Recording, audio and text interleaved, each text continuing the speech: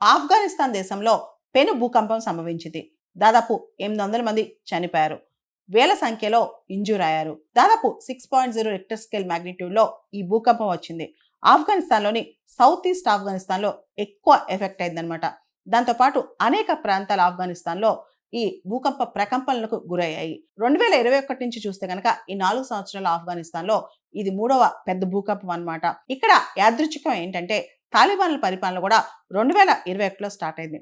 అయితే ఆఫ్ఘనిస్తాన్కి ఇంతకుముందు కష్టకాలం వచ్చినప్పుడు హ్యూమానిటేరియన్ ఎయిడ్ అనేది మానవతా దృక్పథంతో వెస్ట్రన్ కంట్రీస్ వాళ్ళందరూ కూడా చాలా ఎయిడ్ ఇచ్చేవాళ్ళు.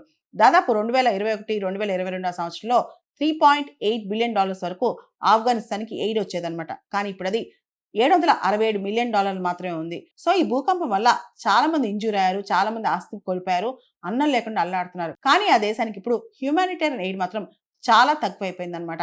ఇంటర్నేషనల్ ఎయిడ్ కూడా ఆఫ్ఘనిస్తాన్లోని తాలిబాన్ ప్రభుత్వం యొక్క పోకడల వల్ల చాలా తగ్గిపోయిందనమాట.